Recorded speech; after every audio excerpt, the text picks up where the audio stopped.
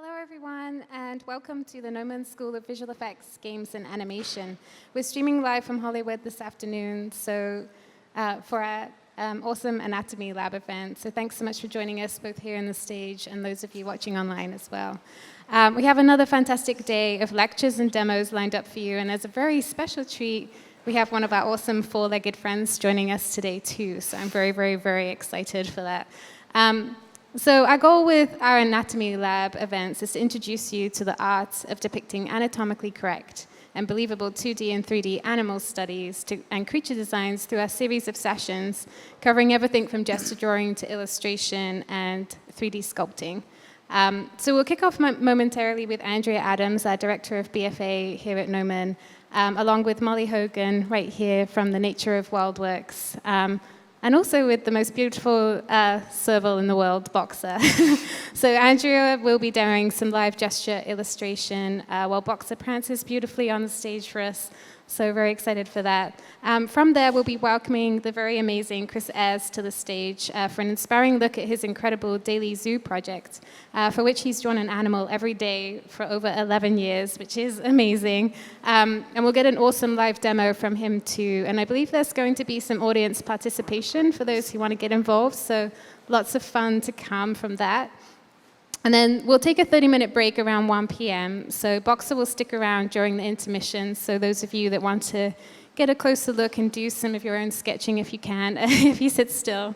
On that note, regarding photography of Boxer, so if you can take pictures, but please make sure you just keep them for your own personal use. Please don't put them online or share them around. So we will have a few photos that we'll share from Gnomon. So look out for our Facebook page and Instagram page for those. So we'll share those probably within the week. After the intermission at 1:30, we'll dive into another amazing ZBrush demo by Krystal, who we're extremely excited to have back here at Gnomon for this event. She's one of our awesome Gnomon alumni. And for those of you that were here for our last Anatomy Lab event, you'll remember her fantastic ibex demo. So we can't wait to watch her sculpt a serval before our very eyes today. And then following Krystal, we have another of our wonderful alumni, Servando Lupini, who's currently a 3D artist at Riot Games and was previously a 3D artist at Blizzard. So he's going to wrap up the day by revealing his digital painting pipeline for fully rendered illustrations in Photoshop. So there'll be some great tips and tricks coming from Servando later today. If you're watching on live stream or Facebook Live today, if you share the live stream event URL on Twitter using #Gnomon, we'll be picking one lucky person at random, probably around 4 p.m. today, and they'll win a 1-month subscription to the Gnomon Workshop Training Library. So get tweeting to enter that raffle. And for those of you in the stage, you will have seen a beautiful print as you checked in today, which we'll be raffling at the end of today's event as well. So be sure to hang on to your raffle tickets. If you didn't get one, just head out at lunchtime and pick one up. The prize is an art print of one of Ayers' creatures designs, and it's signed, and it could be yours. So make sure you stick around till 4 p.m. for that. We will have opportunity to ask some questions throughout the day, so just wait for speakers to invite you to do that. Raise your hand if you have a question, and please wait for the microphone so our online viewers can hear you. Live stream viewers, you can ask questions too. We'll do our best to get to them. I'm not sure if we're going to have a huge amount of time, but please ask questions on Twitter using #Gnomon, and we'll do our best. As always, I must thank Lenovo for their awesome sponsorship and helping us to bring these events to you. Today's event is powered by Lenovo and Intel technology, which students also use here on campus too. I know a few of you have asked about campus tours, so we'll do that around 4 p.m. today. So if you didn't sign up, there's a sheet just outside, or you can just join the gang going around at 4. So with all of that said, I'm sorry I talked for so long. Let's have a big round of applause for Andrea, Mollie, and Boxer, and we'll get started. Thank you. Thank you, Lynette. Hey, animal nerds, what's up? Good morning. Come on, boys. This is special, and Boxer Let's go. has been to Gnomon many times, but he is a cat and not a dog, so he's going to do what he wants, which might mean sitting in there for a while, so you guys just have to deal. But what Mollie and I are going to do is we'll chat with you guys as Come on up. we're Here. working. Boxy. Mollie will talk a little bit about WildWorks, and I'll talk a little bit about animal see this? sketching. Here, you go. Good. I'm going to have a particular methodology that I'm going to demo for you guys and talk to you guys about that will be different from what Chris does or Boxer, what come here. Servando Boxer. does. And that's to help you guys, like with your toolbox, essentially, like your own knowledge of how to illustrate an animal from life. Right. There. So Boxer's going to stand behind the table, which is super convenient for me to draw him. No, I'm just kidding. I'm just kidding. But He's found this. Okay, I have to stand up. oh, this is going to be like bribery the whole time. So first and foremost, I taught the animal drawing class here for a while at Gnomon, and Mollie still comes to Gnomon to bring her animals. But I'm going to let her talk about WildWorks a little bit and her experience as the director, and also a little bit about Boxer, and then I'll come back in and start talking. So go ahead and introduce yourself. Okay. So Boxer is 17 years old, going on 5, and he has been a wonderful animal for our educational programs. I started WildWorks a long time ago, 23 years ago, because I worked at the Los Angeles Zoo as an animal keeper, and did a show there called Wild in the City. And when the show was suddenly terminated, I decided to try and take the animals home with me that we had in the show, including 2 mountain lions. And it took me a couple of years, but they all made it, and they all lived out long lives. And of course, when you start an animal rescue, the phone never stops ringing. So I have about 50 animals, and that's as many as we can take care of. And Boxer's story, actually, is one day the Santa Monica Animal Shelter called me, and they said, "We have a kitten here, and we don't think it's a house cat." And he was about this big, but his ears were the same size. So, definitely Amazing. these ears with the white spots on the back, they are indicative of a wild animal. And so they were right. Someone had relinquished him to the animal shelter. They're illegal to have as pets in California, so they didn't legally have him anyway, but they decided that a wild animal didn't make a good pet very early on. And Boxer is a really, really nice guy, but I'm careful when I work with him. See, I'm holding his head while his, his mouth is kind of close to my neck here. Come on, Boxy. And he doesn't hold still for very long. I'm feeding him some of his favorite treats. So you can never really obedience train him, but he's very much like a house cat, very, very much like a house cat. And he goes everywhere. He still rides in the car, even at age 17, which is doing pretty good.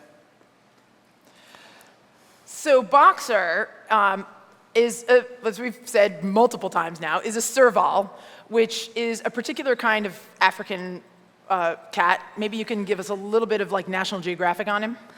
The serval is the African version of the bobcat that we have here in North America. Many of you have probably seen bobcats. They're fairly common in California. I see them. I live in Topanga, and I see them quite often. Just walking around, searching for their normal food, which is birds and small mammals, which is Boxer's food, birds and small mammals. But the serval is the best hunter of any cat, and that includes all the big cats. He's in the small cat family. He has the fastest reaction time of any cat. 1 in 2 attempts at killing something is successful, instead of 5 to 10 attempts for other cats. That means that he can go like this faster than any cat. So we have tried really hard to teach Boxer that he does not get any kind of reward if his foot moves towards us, because he is much faster than we are. And he has all of his claws, fortunately. We would never declaw him. And he's really, really good about not scratching for any reason. Good boy. So with the idea of gesture drawing an animal, especially one that doesn't sit still, if you guys go to the zoo, if you go to the dog park, if you want to draw like your own cat, if your cat doesn't happen to be super lazy and actually wants to move around or play, the first thing that you just need to process is that you have to relinquish what we as artists tend to focus on, which is the idea of a model in front of us that's posing. You do a life drawing class and you have a 30-second pose, a minute pose, a 5-minute pose, a 10-minute pose, right? And with an animal, you have nothing. They don't care that you're drawing them. So you kind of have to let that go, and with that, you have to also let go the preciousness that we tend to have about our work, because what you're going to do is make a hot mess, and gesture work is about making a mess. It's about letting go of precision, because you can always put that in later, and looking at the energy, the dynamic energy of the form. The more that you do that gesture work, the easier it is to do refined work later on, or on top of the gesture work, if that's what you want to do. And that way it's sort of infused with that energy, right? So Boxer is great training, and he's always been great training in zoological here at school, because he just won't sit still. And so what you have to do is you really have to use that most critical tool that we all have, which is your eye. You have to see.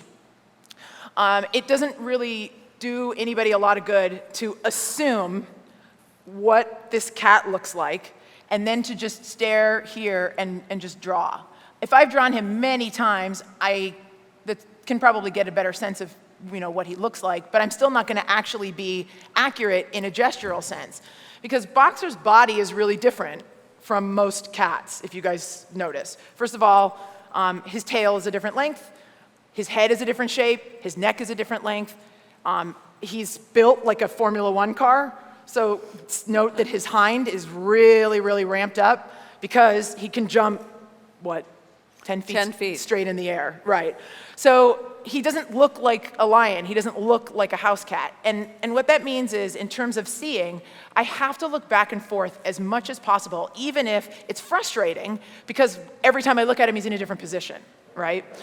That's the sort of too bad for the gesture drawer thing. You just kind of have to let it go and be like, all right, so how does the energy of this form work? And how can I infuse my hand with the tool of the gesture, as opposed to making, like I said, making assumptions.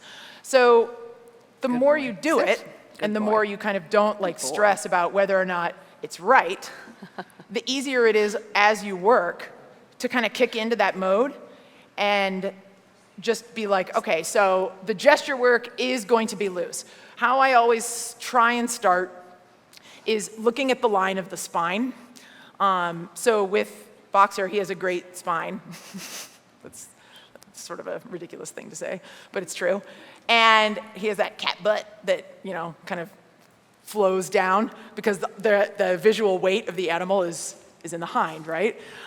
So when you get the gestural line of the spine, what you're doing is also identifying the animal, because the line of a spine of a serval is going to be different than a horse, or like Patty over there. What is she? A pom? A papillon. A papillon, right? Or a bird, because they're not necessarily all quadrupeds. They're not necessarily all mammals, right? They're different. Animals are different, and the form of the spine, which dictates the manner of locomotion, the manner of how the animal moves, is sort of that critical initial state for the gesture. So with a cat, that spine, that very fluid spine, yes, Boxer.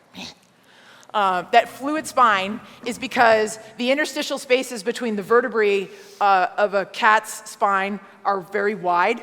And you guys know, if you pick up your cat and it torques its body because it doesn't want you to pick it up, it can twist like crazy. Or if you've ever seen cats jumping or falling and they can right themselves. So cats have a highly curved spine and a highly flexible spine. So the line of that is going to really tell me the rest of the gesture, as opposed to if, say, I was doing a horse, where the line of the spine is very flat and level, right? Because the horse moves differently. Cats move with their entire body. Their shoulder and pelvic girdles and their limbs flex with the spine. So when Boxer moves, he's not just moving his legs, he's moving his whole body, right? And you can see that gesture every time he jumps up and down, or every time he shifts. So the sort of elegance of that is great, but as a gesture drawer, what you're looking for is the functionality of that, because that's how the structure of your gesture will work, right? Oh my goodness. So that's the first sort of cue that you look for. And then from there, you can build the rest of the form of the animal. And this too is that thing where maybe you got the spine in there really quick, and that's great. And then the animal moves, and you're like, dang it, now what?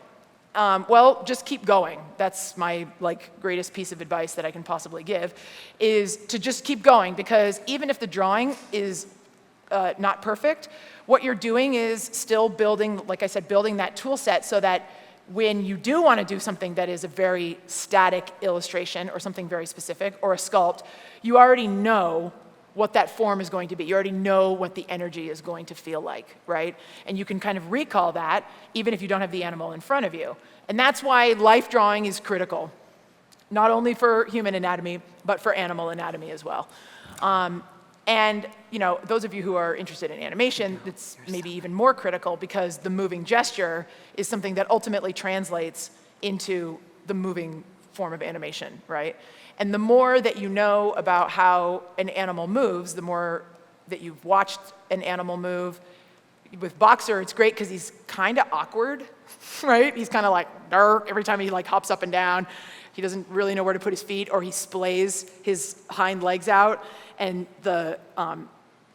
his heel, his calcaneus, which in a quadruped like this is high up. It's not all the way down, touching the ground, unless he puts his foot flat. He's kind of knock-kneed. So Boxer had some health issues early on, right? Yeah, he has. He looks like he's been riding a horse too much a little bit because he had rickets when we acquired him, which means his bones were very fragile because he wasn't fed the right diet by his owners, who fed him only chicken and with no bones or no vitamins. And I know that because that's all he wanted to eat when we first got him. But they would have been better off feeding him cat food, which has all the nutrients in it, because an animal like this, or a house cat that lives out in the wild, they eat the whole animal. They kill a bird and they eat the whole thing. They eat all the bones and all the organs, and so they get everything they need from that, where just eating chicken doesn't give them that. So he just had very fragile bones. So we had to add calcium to his diet after he broke his leg. And he was just playing with my dog, and they really liked each other, and they weren't playing very rough, and all of a sudden, it happened. He had a big cast on his leg, and he was not thrilled about that. So, but he healed up fine. He just has a little bit of deformity. He kind of goes like this. But he still is very fast when he wants to be, and very good at catching things. We have at home a big area that we call the freedom cage. That's kind of a shared, larger area with plants and things in it. And so he loves to go in there, and he has caught a snake and a squirrel, and he's proven to be quite the hunter, if he has to be. He doesn't eat them because he gets fed every night. He just, typical cat, plays and tortures them, plays with them, tortures them. Is he done? He's Boxer. getting to be Hang on, there, Boxer. but Hang he's on a all right. second. Hang on a second. So, in talking about how he hunts, right? We already mentioned that he can go straight up in the air, that he's super, super fast. Boxer. That's the other thing that, as a gesture artist, Good. in There you go. preparation for doing refined let's eat some more. illustration and sort of building the information into your wrist, that's why seeing is really important. I was starting to talk about how Boxer is built differently, right? And that also includes details that, as you would be drawing an animal, that you would be noticing and not assuming, right? So she talked about Boxer's ears, for example. They're huge, right? So that he has excellent hearing. And they're also set really high directly on top of his head, in a different position than they would be if he was a house cat or if he was a lion or a tiger, where their ears are actually set out here, just because they are hunters in a different form, right? So in seeing that, when I translate that, I have to get used to drawing that. I can't, just because I'm sketching fast or sloppy, doesn't mean that I just get to do a regular triangle, because Boxer's ears are not triangles whatsoever, right? And they also have a fold. Mammals that have ears on the outside of their head, the shape of the ear is like a whorl, and that's so that they can actually trap sound. So if you look at the shape of his ears, just sticking a triangle there that has no functionality whatsoever. You actually have to look and then see that there is a bit of a rounding, and then actually see that there is a form, and the hairs inside are like cilia that also trap sound. So the functionality of that goes to the hunt, right? It actually goes to the way that the animal exists. And so when you are sketching loose, you're not ignoring that information. He has a shorter tail because he uses it differently than an animal that's arboreal, say, that climbs trees, that might use it for balance. Or like a cheetah that uses it as a counterweight when it's running. So you have to notice that, and then you have to translate that. I'm never going to draw a boxer's tail like that, because it's not how it is, right? It doesn't exist that way. It actually stops right about here. The length of his limbs, too. You don't make an assumption that there is a proportion just because of how you usually draw a cat. His limbs are really attenuated, right? So all that information is stuff that you're looking at, and even if the animal's moving around and misbehaving or sitting directly behind the table where I can't see him at all, I've looked enough that I can keep going with Boxer and fill in the information based on my experience of looking at him, right? And as a gesture artist, as an illustrator, that allows you a little bit more flexibility once you build that toolbox, right? To be able to do animal work when you don't have a live critter in front of you, or to be able to gauge how something is supposed to work in terms of proportion, right? Based on your experience. So Boxer is long, he's angled or tapered. He's, like we said, he's slightly awkward. Great. He's also super elegant. And all that information, you know, the more that you spend time doing a live animal, and I'm messing this up a little bit, but I'm also deliberately not using an eraser, because when you do gesture work, you shouldn't ever erase. Erasing slows you down, and it makes you second guess. I always recommend actually doing gesture work with a pen, because if you mess it up, too bad. You just got to keep going.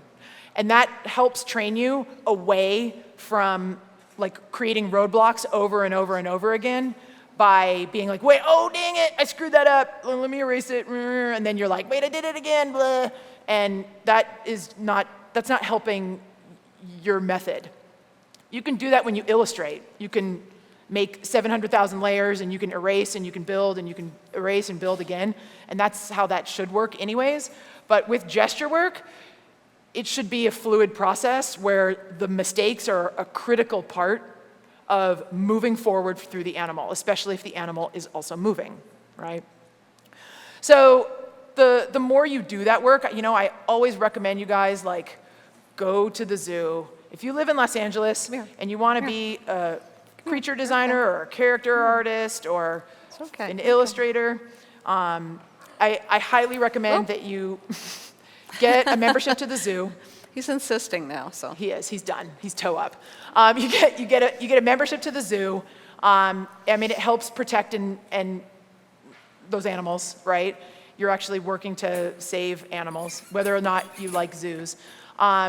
Get a membership to the zoo, and what's nice about it is that the parking is free, so you can just kind of go there and just run in on a, you know, when you got an hour, and just draw, and get used to that process. You can always go back and refine. You can always like sit down, get some fries, and be like, okay, so this is what, you know, Boxer had this on. He has these like protective lines right here that regulate temperature. You know, his nose is a little bigger, right? His muzzle is a little smaller. Okay, and then, oh, I got to remember these. You can always come back in and add that information in. The more you have seen, the easier that is to do. So taking photos for reference is good and critical as well as you build your skills as a gesture artist, but at a certain point in time, you won't need photos anymore. you'll just be working on what you had in your mind, right? Do you guys have questions? Any questions, anyone? Did I learn everything? Here's one. Sorry, I'm sorry.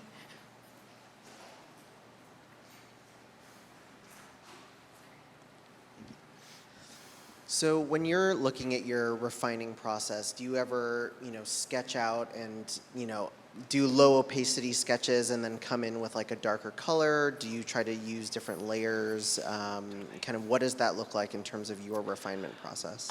Well, to totally wrap myself out, I'm not a digital artist at all. I only work in a sketchbook. I use, and I'll tell you what I use. I pretty much only draw in Cottonwood Arts, which is, I think, the best sketchbook on the market. I highly recommend those for you guys. They don't bleed.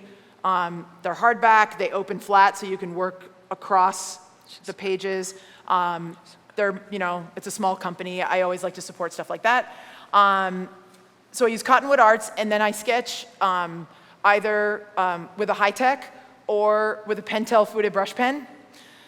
So I can get a little bit of play with the brush pen because, you can put it down and then you can ease back on it so that there can be little variations in opacity or if the ink runs out.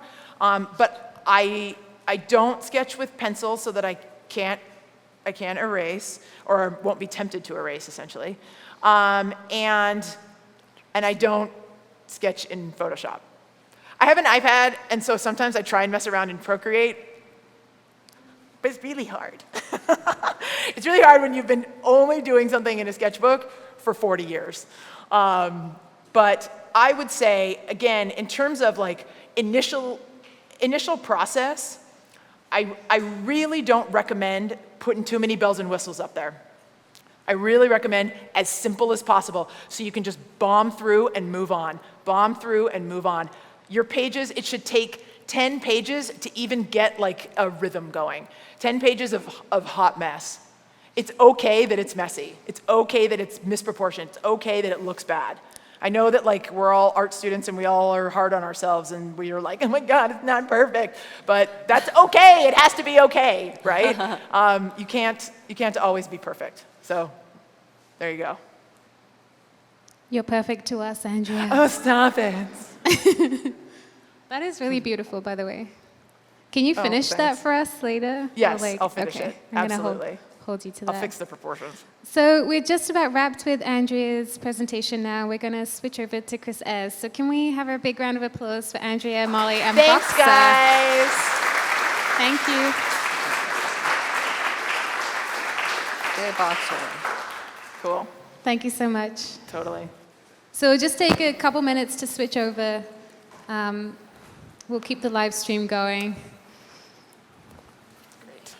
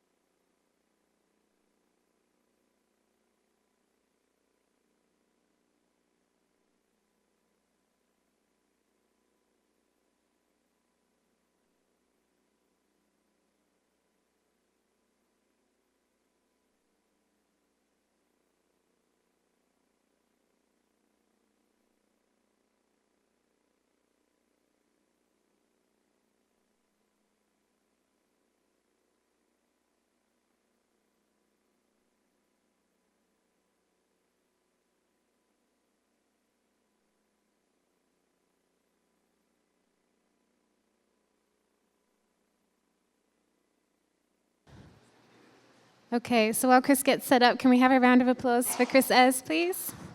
Thank you.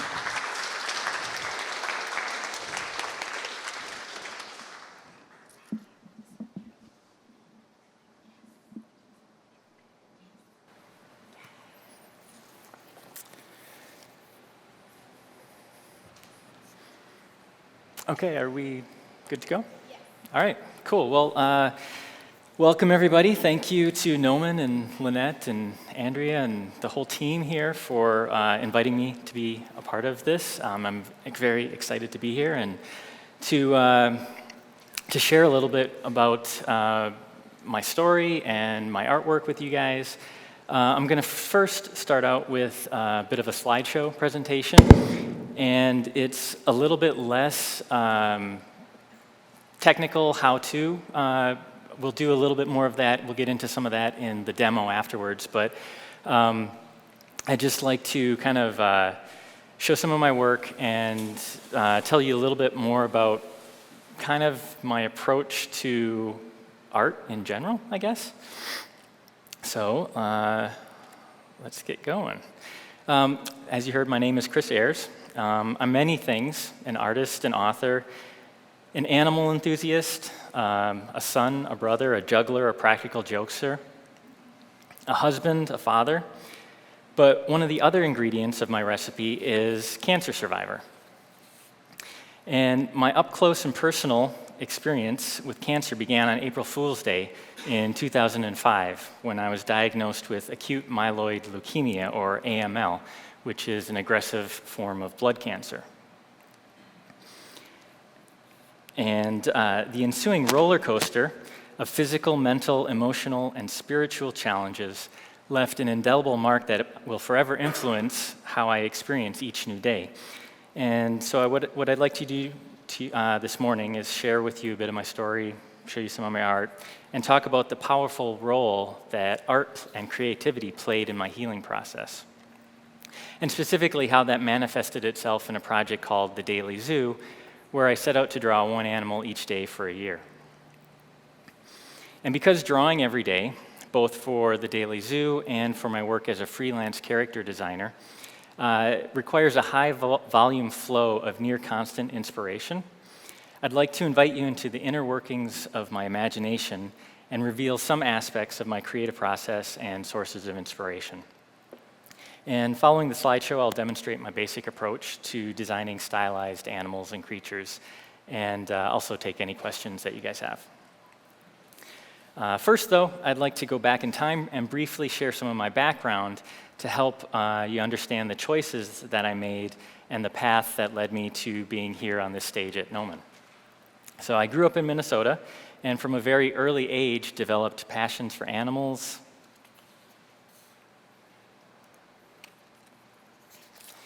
and movies, monsters, comic books, and superheroes. I did a mean impersonation of Lou Ferrigno as the Incredible Hulk. If you guys know who, you guys are probably too young to even remember that TV show. And drawing.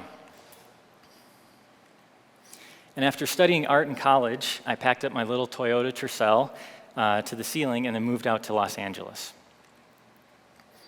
I wasn't too interested in catching waves, but I was interested in working in the movies. It had been a lifelong dream of mine to one day help create the tales of heroes and monsters that had so inspired me as a child. And fortunately, opportunities arose, and I found myself slowly building a career as a character designer for film and TV. And I'm sure most of you here in the audience are already familiar with character design, but briefly, what this means is that I'm most often involved in the pre-production phase of a project before the cameras start rolling. And I'm usually one of a team of artists who design and help give visual form to the characters and creatures that are described in a script. And I've been fortunate to work on a lot of fun projects, such as Men in Black 2, The Santa Claus 2, and for clients such as Disney and DreamWorks Animation, where I contributed to the Penguins of Madagascar feature, among others. But everything came to a crashing halt that fateful day in April 2005 when I was told that I had cancer. I was diagnosed on April Fool's Day, actually. And everything changed.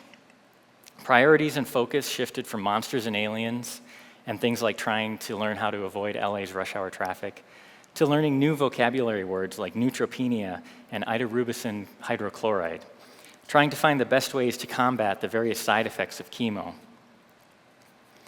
and dealing with that little thing known as wrestling with your own mortality. As you might imagine, undergoing treatment for cancer was no picnic. Multiple rounds of high-dose chemo, total body radiation, and a stem cell transplant brought with them such friends as nausea, hair and weight loss, fevers, chills, bone pain, nasty mouth and throat sores, extreme fatigue, and a barrage of medical procedures that required countless needles.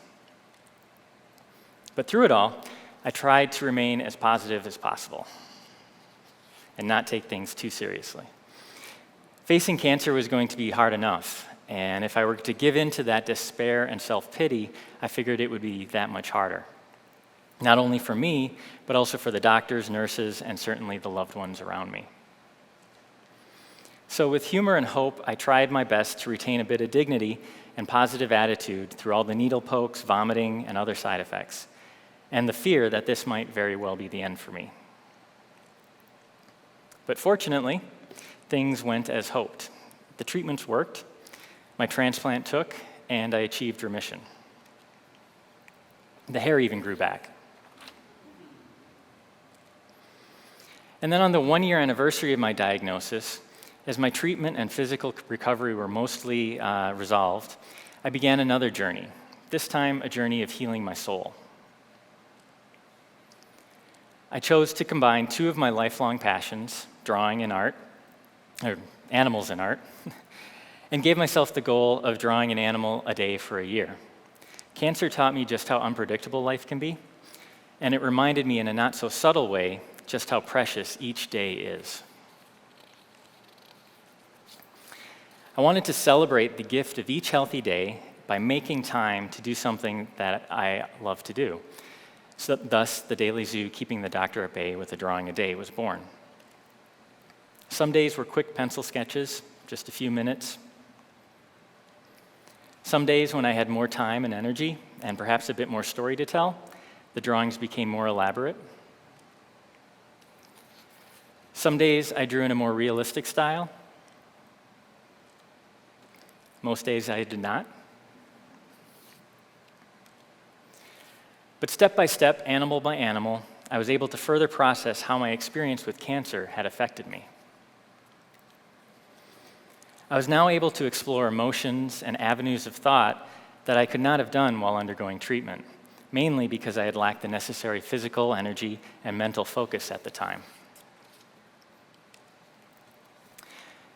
And believe it or not, drawing things like cartoon sheep, such as Scared Sheepless here, helped me confront and calm my continuing fears of the cancer returning, if by no other reason than providing a distraction and allowing me to focus on an activity that had always been a great source of comfort and joy.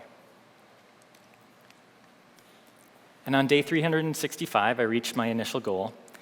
Though fun and cathartic, I won't lie, the project had been exhausting at times. Not so exhausting, however, that I stopped doing it. In fact, the process was so therapeutic and rewarding that I continued the Daily Zoo beyond its inaugural year. And now I'm working my way day by day through year 12. 12 years of remission is obviously the best part. Hope that's not a sign. But to have shared the journey with a bevy.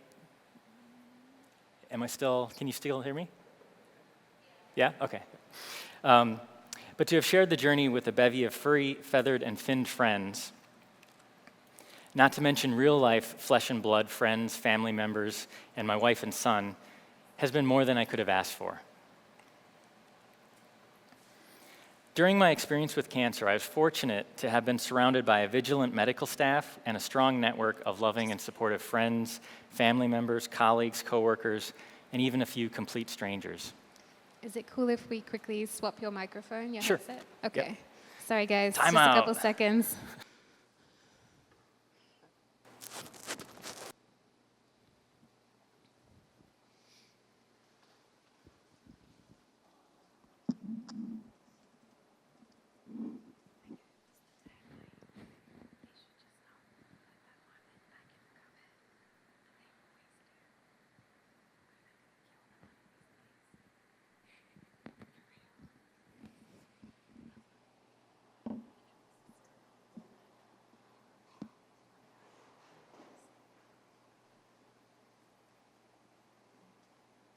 All right, we're good?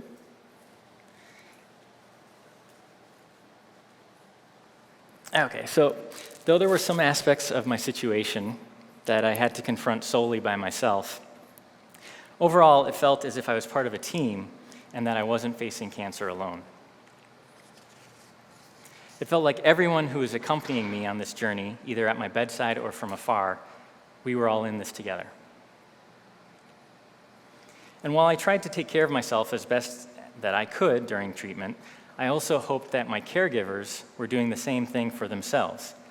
It's very difficult to provide care for others if we're not caring for ourselves as well.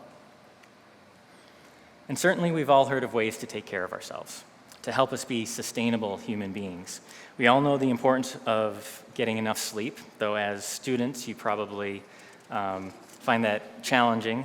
I find it challenging too. And you probably hear a lot about eating right, as this troll appears to be doing with his healthy, balanced breakfast of human kipper snacks. And the message about getting enough exercise seems to be loud and clear, even if we don't always follow those guidelines as well as we would like. But another key ingredient to maintaining an overall healthy lifestyle, and something that I don't think we hear enough about in our current society, is the importance of exercising your creativity and nurturing your imagination. A daydream, a drawing, or any manner of other creative pursuits can be just as nourishing to the soul as broccoli can be to the body. And to this end, the Daily Zoo has been a wonder food, providing an opportunity to explore and frolic in the playground of my imagination every day. Confronting the challenge and imagining the possibilities of a blank page day after day, over 4,000 times and counting, has been a great workout for my brainstorming muscles. I'm often asked, where do I get the ideas for the characters that I draw? Where do I find my inspiration? And my blanket response is that I find inspiration in many, many ways. A more specific answer is that I try to keep my senses, mind, and heart open to the world around me. I never know when or from where inspiration might strike or what might trigger a light to go off in my head. A lot of sketches are inspired by everyday life, such as attending a friend's wedding and having the bride tell me she was pretty proud of herself for not having any bridezilla breakdowns, despite a few hiccups in the proceedings. Glenda here was created after I attended my first roller derby. Then there was a time I was flying home to my parents' house in Minnesota for Christmas, and due to a mechanical problem with the aircraft, I found myself stranded in Phoenix for the night. A few days later, when I had arrived in Minneapolis, I had to attempt to gently escort a terrified squirrel out of the house.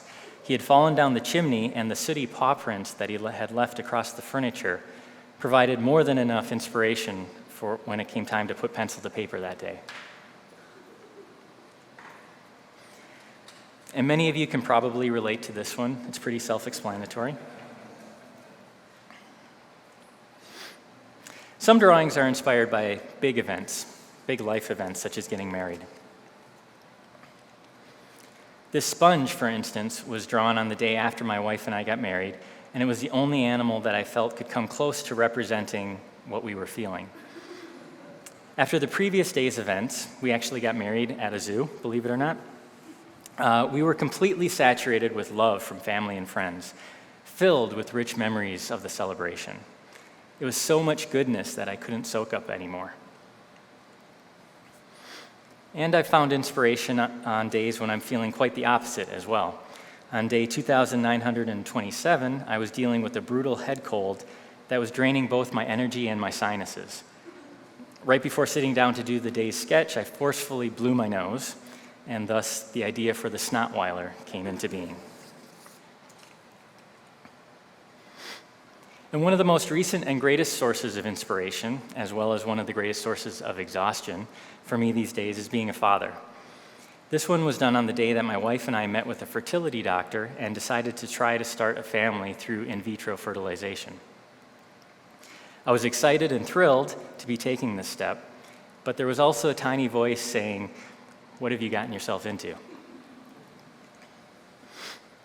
So the in vitro process, unfortunately, and to my wife's dismay, requires lots and lots of shots, but she was a real trooper through it all. And this was done on the day that we found out that the process had worked, fortunately, and that she was pregnant. 9 months later, she went into labor at a friend's Christmas party. And after a long, exhausting labor, our son Zayden shot out into this world like a cannonball. And luckily, our doctor was a good catch. And it wasn't long before he informed us that he had a healthy set of very strong lungs. And shortly thereafter, the three of us went home, entering our house for the first time as a family.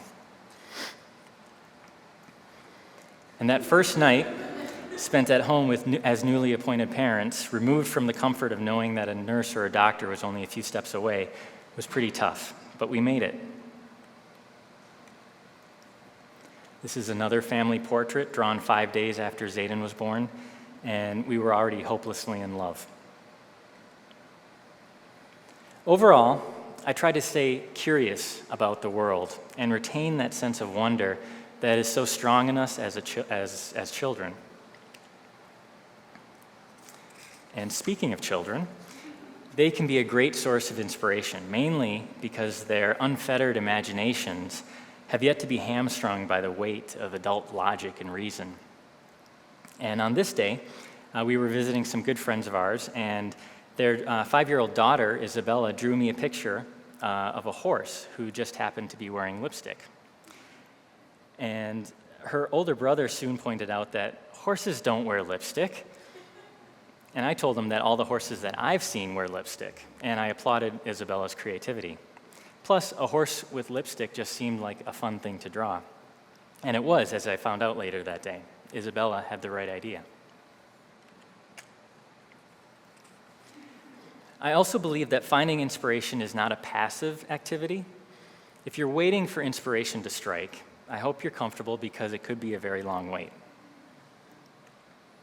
It certainly can happen that way, but your chances of encountering innovative ideas increase if you go searching for them.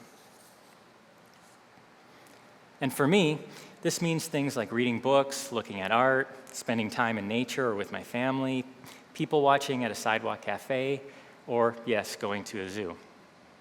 It means exploring the world around me and encountering different people, food, cultures, and customs. I was invited to have an exhibition of daily zoo images at a gallery in Paris a few years ago. And for my daily sketches during that trip, I decided to create a character whose experiences would echo ours as we explored the City of Lights. So here's Mr. Turtle packing his suitcase the night before our departure. And we encountered some pretty rough turbulence on the flight over. But then once we got it settled into our hotel, we went for a walk. And I have to say that the courtyard of the Louvre at night with its illuminated pyramids, reflecting pools, and just the Parisian mystique has to be one of the most magical places on this planet that I've visited. And we later visited Sacré-Cœur at Montmartre and climbed the Eiffel, indulged in some sweets, and tried to catch a glimpse of the Mona Lisa. On this day, however, it was my turn to live vicariously through Mr. Turtle rather than the other way around. We did not actually get to, the chance to go into the Moulin Rouge, but just saw it from afar. And before we knew it, it was time to come home. But we returned loaded with wonderful memories, the best kind of souvenir that there is.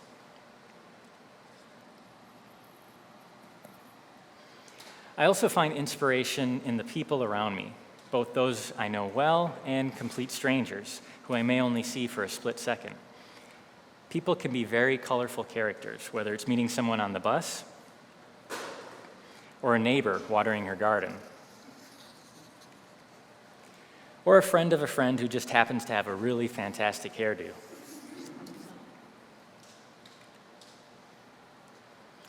I view our imaginations as a well. All of our experiences, thoughts, influences, interests, and dreams swirl around in there, and mixing and colliding, sometimes birthing new ideas. And it's from here that I draw much of my inspiration, no pun intended. Thank you. But what happens when the well runs dry? What happens when ideas don't come? When inspiration is nowhere to be found, or you feel that you've hit a creative wall? I'm sure as artists, you've all experienced that, where the ideas are just not coming as fast as you'd like them to, or they're just not as engaging as you were hoping them to be.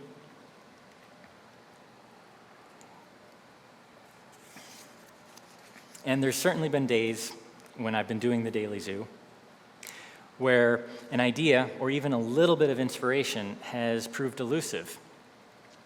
Often the obstacle is internal in origin, manifesting itself as stress, distraction, a lack of time or energy, either mental or physical energy, or sometimes a daunting cocktail of all these things. And times like these are a wake-up call for me to try and slow down, breathe, and recommit to making time to nurture my imagination. And there can be other challenges to being imaginative. Insecurity and self-doubt can raise its ugly head. One might be concerned with how their ideas will be received by others. Will they be applauded, or will they be ridiculed and mocked? Fortunately, I believe true passion trumps fear.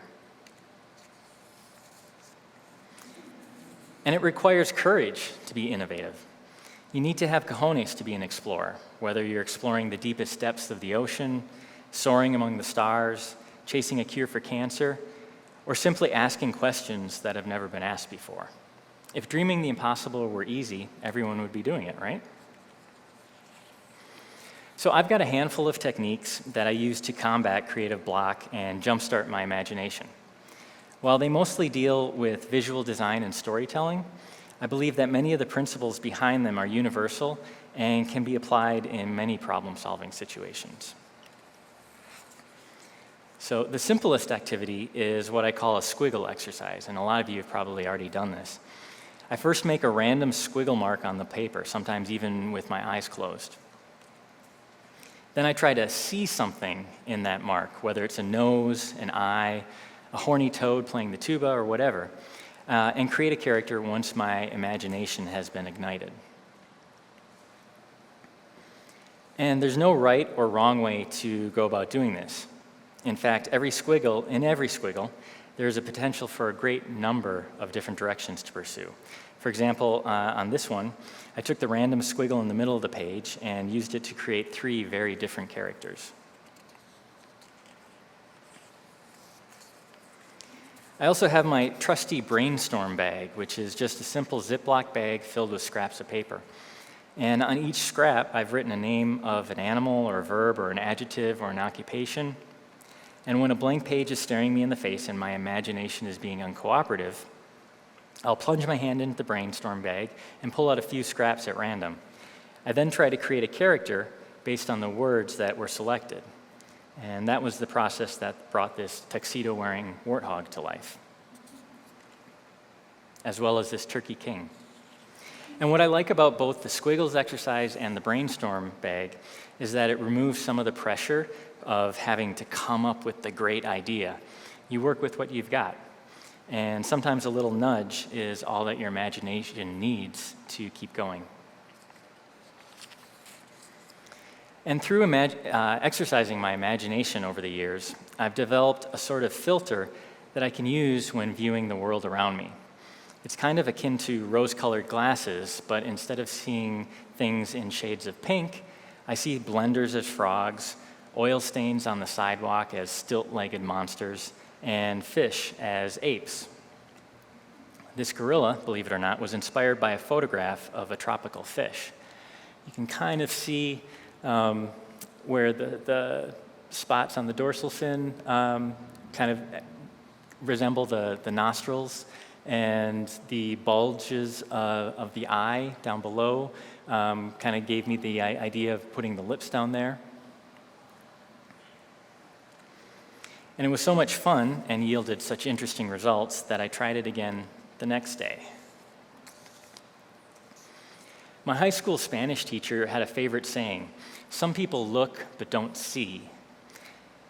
And just because your eyes are open and you're looking around, it doesn't mean that you're always really going to see things.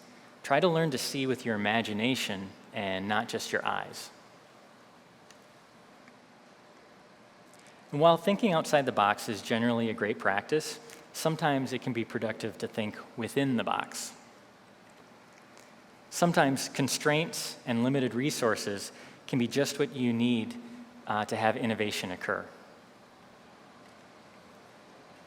On day 516, for example, I challenged myself to do the day's sketch within the confines of a Post-it note.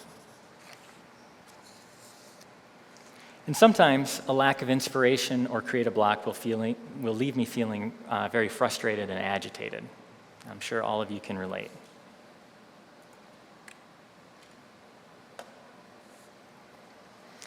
And if I'm not able to draw through it right away, I'll take a break and walk away from the project for a while. I'll try to move the problem to the back of my mind and let my subconscious take over the driver's seat for a bit. And then when I come back to it, I try to look at the issue from new angles. I try to view it from a different perspective. We often get very used to looking at things from a certain well-established viewpoint, not realizing that there may be another angle that is just as vibrant, if not more so. It's been shown that light bulb eureka moments are often the result of weeks, months, or years of our brain slowly assembling various components into that big idea. And fledgling ideas simmer in the creative soup of our imagination and sometimes need time to become more fully formed. They can require contemplation, gestation, germination, incubation, and perhaps even a little fermentation.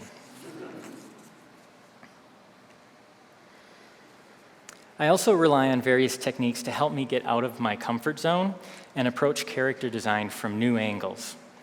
I'm normally right-handed, but sometimes I'll draw with my left hand, which gives me considerably less control over my lines and shapes. And this can be a good thing because it often yields shapes and proportions that I might not create if I were holding the pencil in my dominant hand as usual. And then I'll shift back to my right hand and do a second set of more detailed and controlled sketches based on the discoveries made in the first batch.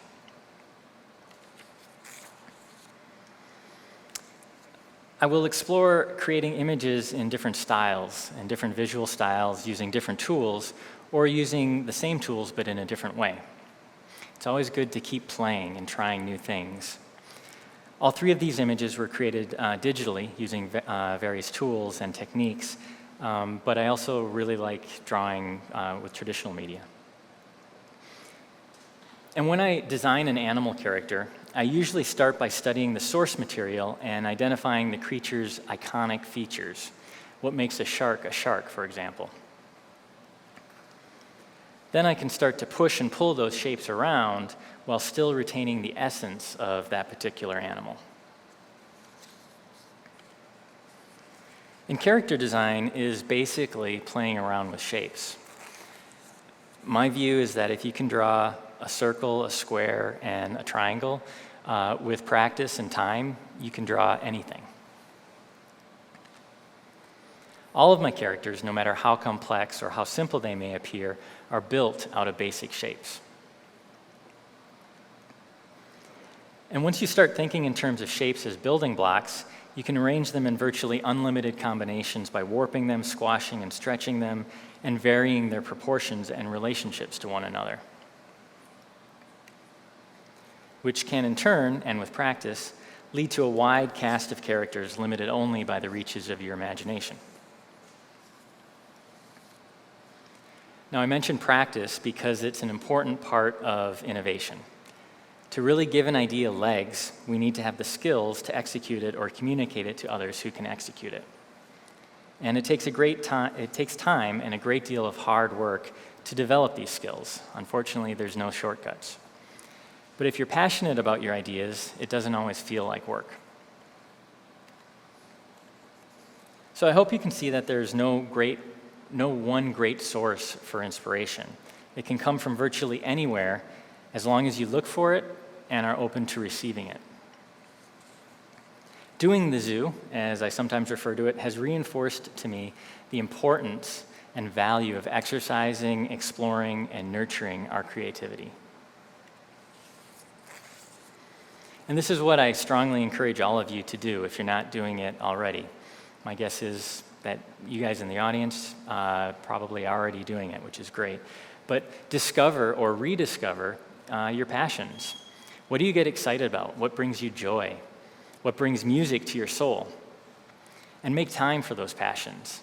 Bring those activities into your healing processes and your daily lives. And I know life has a tendency to get very, very busy, what with our various responsibilities and commitments to work, family, friends, community, and perhaps even following a favorite sports team. Go Packers. Yeah. But every so often, ask yourself, am I dancing today? If the answer is yes, that's awesome. Keep it up. If the answer is no, or not really, or dancing, what is that? Then perhaps it's a good time to put on your creative tap shoes and pick up a pencil or paintbrush or whatever the appropriate instrument is for your medium of choice. And it certainly doesn't have to be drawing. It could be writing. It could be music. Or perhaps your soul dances best when you are literally dancing. Or maybe it's cooking, gardening, or knitting. The medium that you choose is not as important as the creative act itself. It could be math or science, things that we don't always associate with the creative arts, but which can be incredibly creative and innovative. Any activity, in my opinion, that engages your brain in creative problem solving and imaginative play is a very worthwhile activity. How about singing? Or fortune telling? Or simply vanquishing evil and saving the day in form-fitting spandex? You know, I'm not one to judge, but whatever you find to be your passion, go with it. I hope that all of you here and on the live stream have many, many light bulb moments ahead of you, whether they happen in an instant or over the course of time. Remember to keep your mind and heart open, stay curious, work hard, play hard, and exercise your imagination. Because after all, the sky's the limit. So that's that part of the presentation. Thank you very much.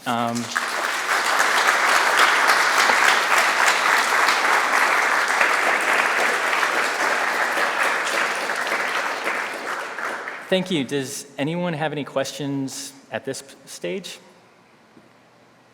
I had sat here and I thought about this question before I come here and attend this. And one third of this presentation, thanks. Like what you've already addressed it. Like the last bit of it was essentially just how do you push through when you feel like you've run out of fresh ideas, when your work feels like it's looking the same. I have nothing to add. I thought that was awesome, so I really appreciate it. Thank you. Thanks. And you know, those are just a couple of examples that I've discovered that work for me. And I'm always on the lookout for new tricks or activities, exercises to help keep things fresh and to keep pushing myself, because that's one of the challenges that as an artist, really as a person, I mean, so as you live your life, I mean, you don't want it to get boring, right? And so you are hopefully looking for new ways to challenge yourself, new ways to learn.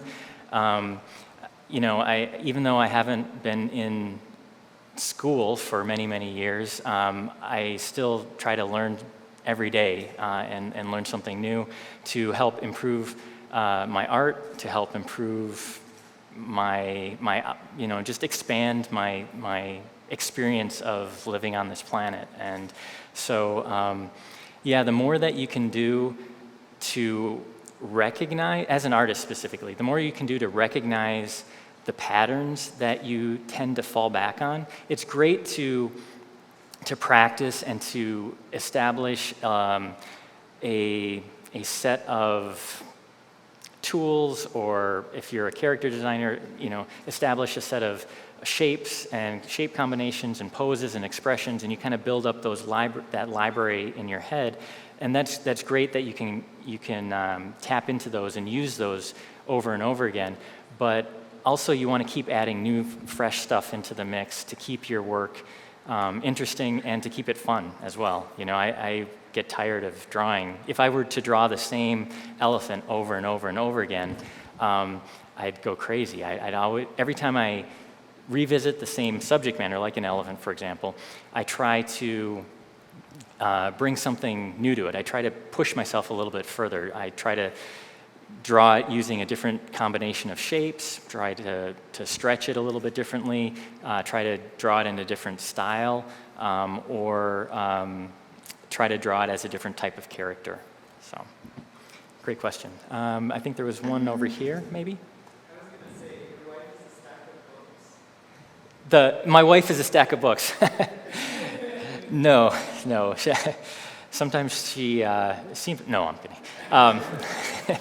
Sorry, Tazia. No. She took the picture, so she was not able to be in that picture. We do have a question from a live stream Okay. viewer, if that's cool.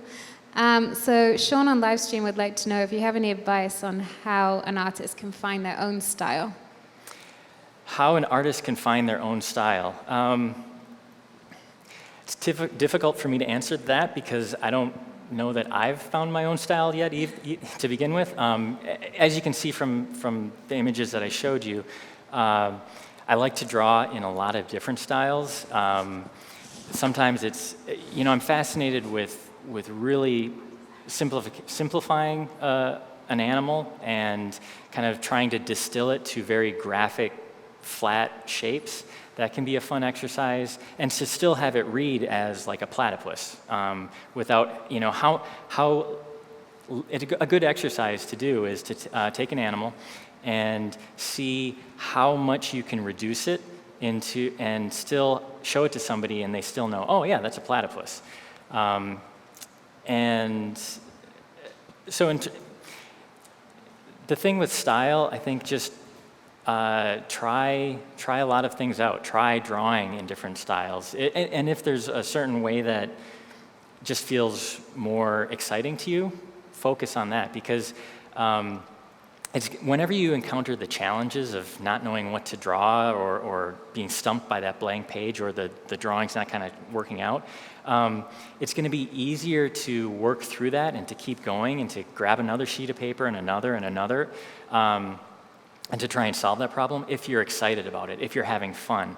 And so in terms of like, sometimes people will ask me, how do you know like what to put in your portfolio or what area to try and pursue a career in, whether it's environment design or character design, vehicle design, storyboards, animation. Really, what's exciting to you? What do you get most excited about? And if you get excited about all of them, great, you know, try them all out. But for me, I enjoy drawing everything, though, as you might guess, animals are a favorite subject, and specifically characters are a subject. I enjoy drawing characters more than I do environments and vehicles, and that's just personal preference. And so that's something which I've focused most of my attention on because that's the most rewarding for me. But I would just say, to explore a lot of different styles.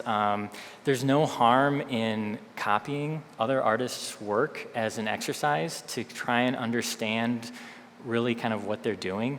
It's a great experience to copy some of the Disney animators, like the classic 2D animators, the 9 Old Men and some of the current ones too. I used to draw comic books. I used to copy comic books from Marvel, and I don't really draw in the Marvel style now, but it was a very useful exercise, one to just kind of explore and to understand what they're doing, but then also copying is a great way to improve your observation skills. And as an artist, that's going to be one of your most valued tools, is how well you can really see things and observe. And I'll get into that a little bit more during the demo. But if there's no other questions at this moment, we'll start the demo. And if you guys have questions while I'm working, that's fine. Just raise your hand and Lynette will find you with the microphone. If anyone, we actually have some copies of the Daily Zoo here today, so if anyone wanted to grab a copy of the book, we'll be selling those at the intermission and at 4 p.m. as well, and Chris has kindly offered to sign them for you too, so. All right. Just take me a second here to get set up.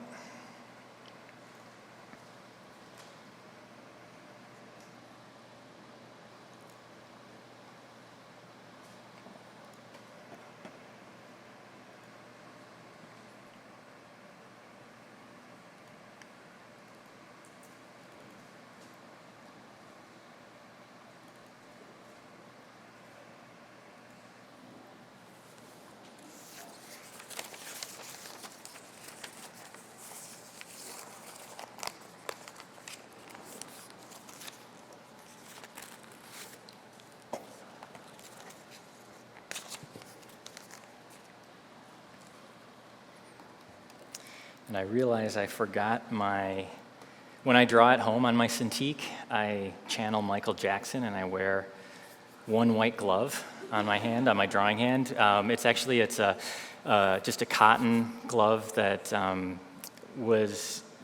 they make them for traditional animation. They're inking gloves, so you'd wear them when you're inking a cell so you wouldn't smear them, I guess, smear the ink. But what I found, I cut the tips of the fingers off so I can grab my stylus easy. But what I found is, and I don't have air conditioning in my home, so sometimes it gets really hot. And between the heat of the Cintiq and then just my own body heat, it gets my hand starts to get kind of sweaty and catches, and it doesn't glide across the Cintiq as well. So I use the glove to help me out. So, all right. So for the demo, I thought we would just kind of freewheel it a little bit and create a character together. So it's going to require a little audience participation to decide what we're going to draw. Also, I kind of like being surprised too. So is it by any chance anyone's birthday here today? Not today. Not today? No, it was on the 5th. All right. Can anyone have can anyone beat that? Does anyone have a birthday closer to today than the 5th? Okay. How about you suggest an animal? How about a civet? A civet.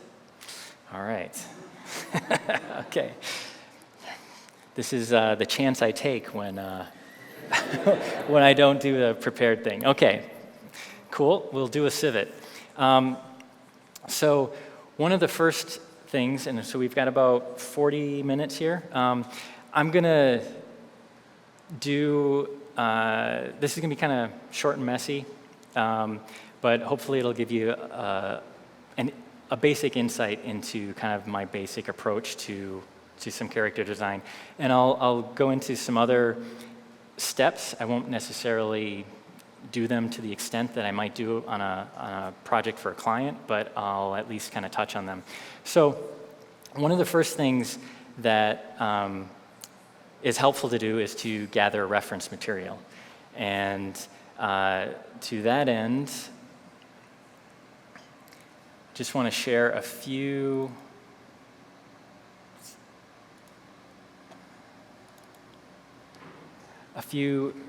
great resources that I've used and that I found to be very helpful. If you're interested in character design, creature design, it's very important to learn anatomy, human anatomy and animal anatomy. Go to the zoo, go to museums, go to aquariums, go to the dog park, observe animals in life as much as you can, draw from them in life, draw bones at the Natural History Museum as much as you can. But then also, we can't always be going to these places, right? You may only have a few hours in between your next class or something. There's some very good animal anatomy books out there. One is my personal favorite. It's a favorite of mine. It's called Animal Anatomy for Artists by Elliot Goldfinger. That's a great one. I also recommend getting an animal encyclopedia. There's many different ones out there. I have a couple of different ones, but what's great about that is they give kind of an overview of the animal kingdom. So it can be a great thing to just kind of flip through and get some ideas and inspiration from. And specifically, if you're looking for a specific animal, like a civet, I could identify a civet out of a lineup, but honestly, I don't know that I've drawn too many of them. And so over the years, I've built up a mental library of animals that, just from drawing so many animals over the course of many years, that I can kind of get to a certain degree if I'm going to be drawing an elephant or a certain animal.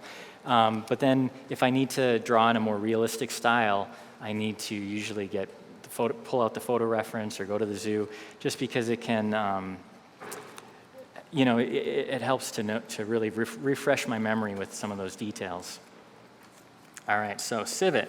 Does everyone know what a civet is?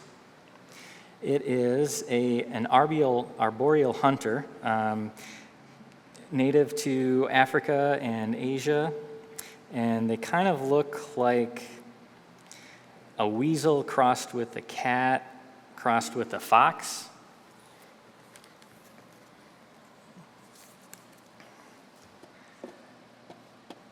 And so another few references that I found to be really helpful. The animal encyclopedias are great for kind of a general overview. They may have just one small picture of a lot of different animals, but it can be a great way to just kind of refresh your memory as to what's out there. Then there's other books that are some really nice coffee table books. Creature by Andrew Zuckerman is one. The Photo Arc by Joel Sator is one. That's came out recently.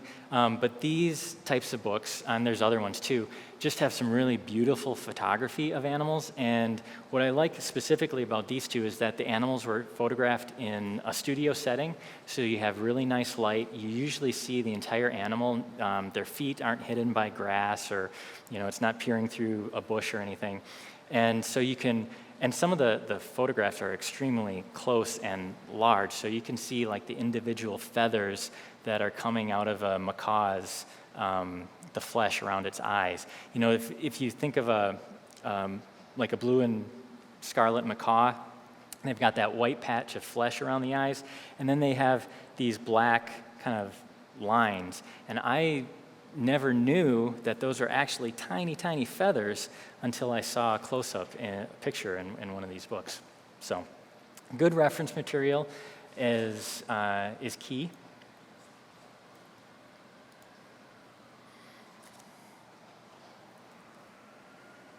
And kind of going along with that, so this is a quote that I like. The only way to truly understand something is to draw it.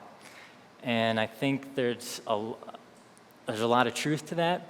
Like what Andrea was saying, when you're drawing an animal, you really look at it, because a serval is not built completely like a domestic house cat or a lion. They have very kind of some distinct but subtle differences. And so as an artist, it's easy to kind of fall back into what we think we see, what we think we know it looks like. When I was a drawing TA back in college years and years ago, we were outside on the campus and we were drawing the campus buildings. And one student was drawing the building. He had the good perspective and the trees and everything. And then he started to draw the windows, and he was drawing them like this.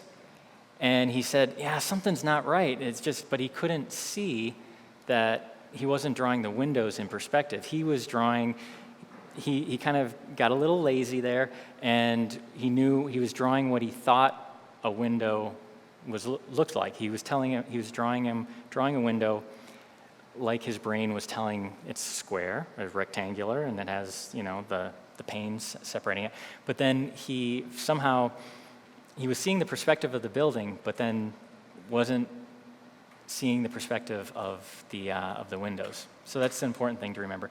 So I recommend, even if you're drawing a very stylized character and doing, caricature, cartoon stuff, very graphic stylization, if you have time and if the budget allows, do some studies, realistic studies of the subject that you are stylizing, that you're caricaturing, because that's going to really help inform you of what makes an ocelot an ocelot, what makes an emu an emu, and to notice the subtle shape of the emu's bill, for example. And so if you really can know the details and know what it's supposed to look like, it makes it much easier to simplify, stylize, and caricature. When I used to draw caricatures at a mall, that was my first art job, drawing caricatures out at the Mall of America in Minnesota. And I found that drawing portraits in the off hours really helped my ability to draw caricatures, because the more familiar I became with what the human proportions are supposed to be, it gave me that much more information. So when somebody sat down in front of me and their nose was this shape as opposed to this shape, I instantly recognized that and could then just caricature it a little bit more quickly and easily. And then you also, so with our Civet, for example, we get to decide to what level we are going to stylize and caricature it. And you can go something which, these are kind of towards the realistic side. They're caricatured a little bit, but they have some more realistic textures and shapes. Or we can go on the other end of the spectrum, go very simplified, very graphic, or probably somewhere in between.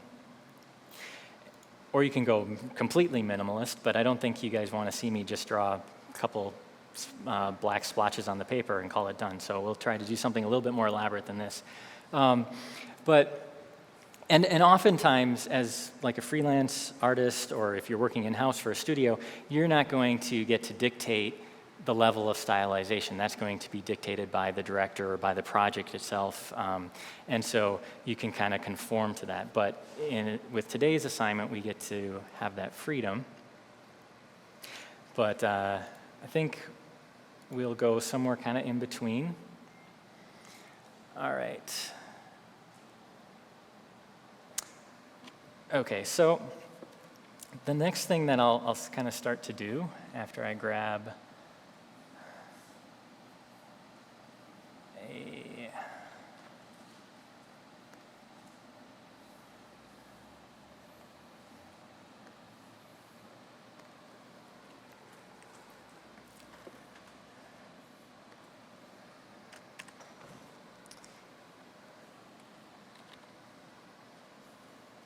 all right. And forgive me, I haven't worked on a PC for quite a while, so I have to refresh my memory with some of the keys. Okay, so what I might start by doing, especially since I'm not as familiar with a civet, is to kind of break down some of the shapes.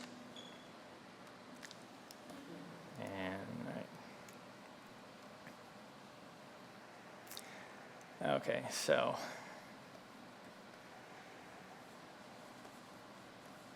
you kind of have a pointed snout a little bit.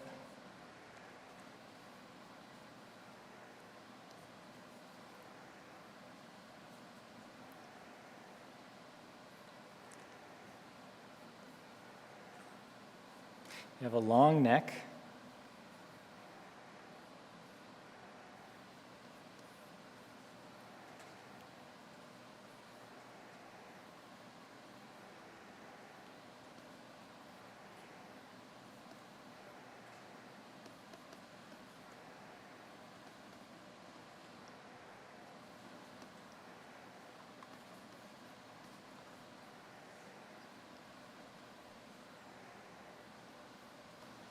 Chris, do you mind if I ask questions while you're sketching? No, please, if there's some questions. We have some live stream viewers. They're all chatting away, so thank you, guys. Little Monster on live stream is curious about what you think about being a perfectionist and whether that's a good or bad thing, and does it potentially stop you and prevent you from doing drawings? Well, I'm very much a perfectionist, so I'll say it's a good thing. No, it can be a bad thing. My wife would attest that it can be a challenging thing. We'll say it's not good or bad, it can be challenging at times. It's just, it helps to recognize that about yourself if you feel that you are a perfectionist. I mean, it's good in the sense that it pushes you. There's been times when I could have turned in a drawing for an assignment or for a client or something, or even for my own personal project. I could have said, all right, that's good enough. And I have a problem doing that if I know that I could do better, or if something's not quite right.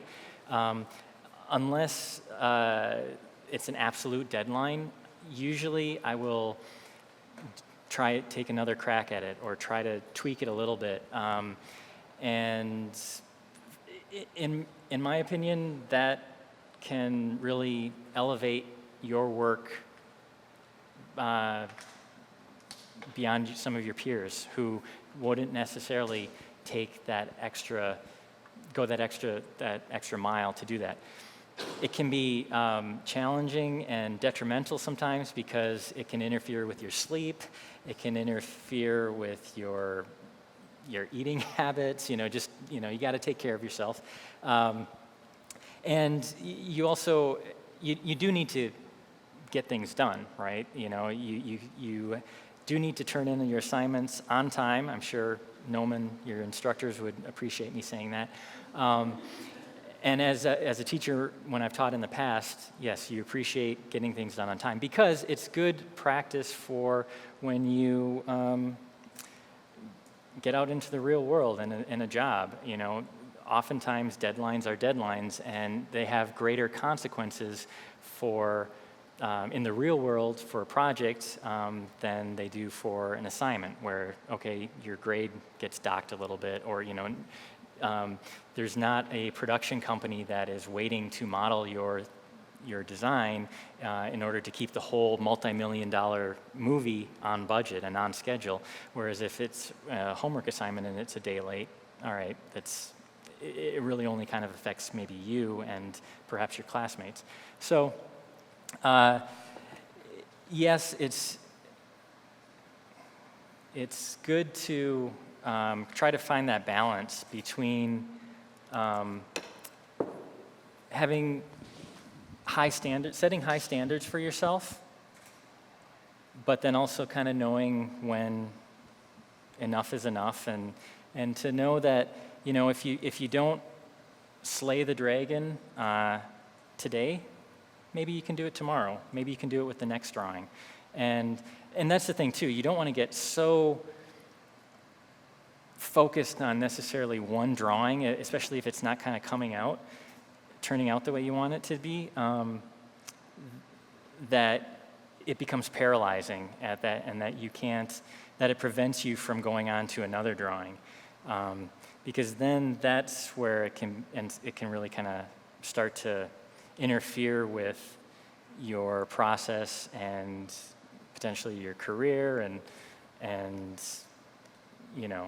your development as an artist. So push yourself, but also don't be afraid to kind of give yourself a break once in a while too.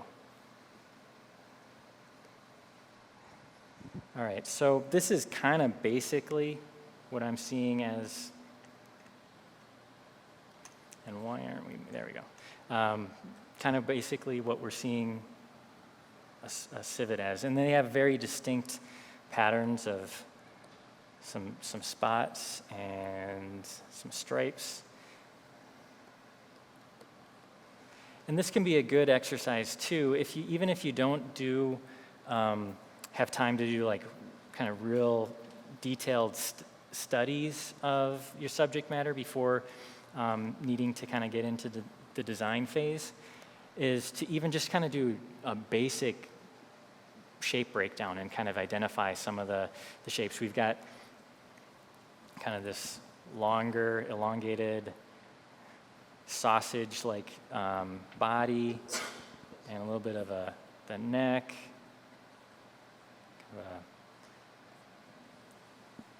I mean, at its essence,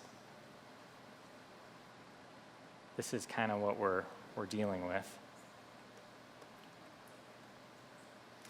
And this can be helpful just so you can break it down into basic shapes. Again, like what I showed you in the slideshow, everything's made up of pretty much basic shapes or variations on these. So now, one of the things that you can kind of do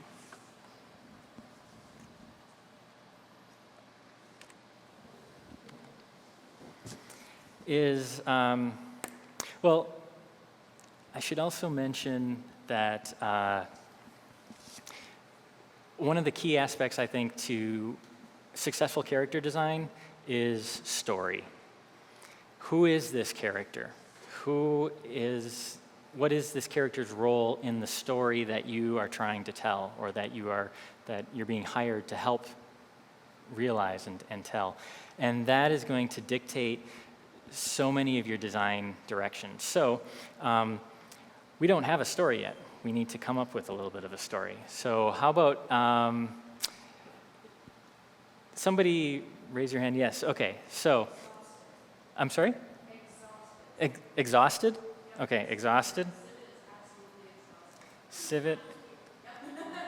And what was that? Because it's is it finals week for you guys? Oh, all right. So it is finals week here at Gnomon. Aren't you guys happy you're only live streaming this, right? Civet, exhausted. Okay, so, and with the Beatles shirt on? Yes. So you don't have to answer this yourself. It can be a friend or something. But so think of a good friend, and what does that friend's father or mother do for a living? Surf? Surf? Okay. All right. Surf. Cool. Okay, so that can be enough to kind of get us started. We have a civet who's exhausted and who's a surfer. All right, and I think we'll go for something a little more anthropomorphic rather than just a cartoon civet that might act like a civet, just because you add anthropomorphism, it can be fun. So let's do it that way. All right, so he could be exhausted now, or he could be exhausted after. maybe maybe he's exhausted because it is finals week, and he has just finished his finals. He's exhausted from finals, and then he's going to go hit the surf, hit the waves as a reward, or maybe he is exhausted from all this studying, and he has his final in 3 hours, but he's going to go try and hit some waves just to clear his mind before that. I don't know. We'll see. We can kind of leave it open. And oftentimes, if you're working on a project, this stuff is going to be dictated to you. Hopefully, it will be dictated to you. And as a character designer, part of your job is, it's usually not listed on the job responsibilities or requirements, but is to be a mind reader and interpreter, because you are essentially, you have to read the mind of the art director, the producer, whoever is you're interacting with, to learn about this character and what they want you to design. Sometimes it can be, some people are better at it than others, and some projects are better at it than others. Sometimes you will have a full-blown script that you can read, which is great. Sometimes the characters are not even to that level. The story is just, I've worked on projects where they just kind of have a basic idea, and through the character design process, I'm able to help them discover who these characters are, and I'm able to suggest some ideas that they may like, they may not, but at least it starts a dialogue back and forth about, okay, who is this character? Where did they come from? It's good to ask a lot of questions, both of yourself while you're designing the character, and then, if possible, of the client. I have worked for some companies that, I won't name names or anything, but which has been more challenging to work for, because I'll say, all right, you want this this character, okay, what can you tell me about them? Where do they come from? Why is she searching for treasure? Or what's your motivation, and how old is she? And what's her kind of her personality like, and what is the world that she lives in? What are some of the rules? Do all the animals wear clothing? Do just some wear clothing? Do all of the animals wear pants? And on some projects, that's a good question. Those are very good questions. We don't have any answers for you. And then you just kind of have to go and use your own imagination, answer the questions the way you think they should be answered, and have fun with it, and then show them stuff, and then hopefully they will react either positively or negatively to some of those choices that you've made. But whether they like it or not, I mean, it's better, obviously, if they like it, sure, but even if they don't, it then can help create some direction. Okay, so you don't like it when the poodle is, wearing 1920s style clothing. All right, maybe we try it in a spacesuit. Oh, all right, you like that. Okay, so now we're going to try drawing something a little bit more in that direction. So the more you know about a character, the easier it is going to be to design it and to make choices based on both visual choices and then story choices on who this character is. And I'm not a surfer myself. I've never been. Maybe someday. But so this is, if I were to be tasked with designing a surfing civet, I would, in addition to pulling up some civet reference, I would also look at surfing reference too. So for the exhaustion part, I kind of had him bent over a little bit. Now he could be even more, look more exhausted. Certainly we can put the eyes Put some bags under the eyes, a little downturn, maybe even, sag the body more.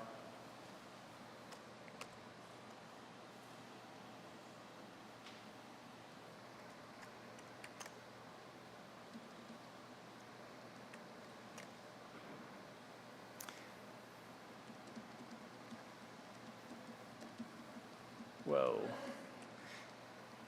And I'm a Photoshop CS5 guy too, so some of these things.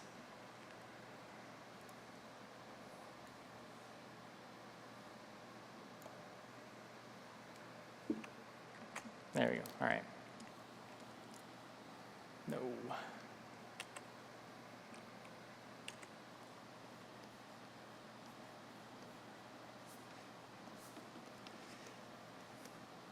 So just kind of give him a little bit more sag to the legs, put him a little bit closer to the ground. Maybe his tail is just completely dragging, or he could be resting his tail on the board or something. So oftentimes I'll start just kind of doing some real loose sketches like this to just start getting something down on paper and getting some ideas out, and starting to kind of get a sense for some possibilities here. I see we're running out of time.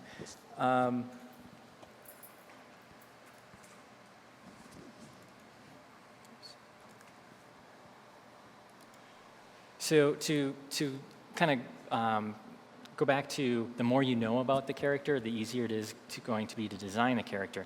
The easier it's going to be to make choices about things such as body language. So, for example, this guy has a very different feel than this guy. Both the same character, but they give off different energies. One is very confident and self-assured, and he's ready to go save the day.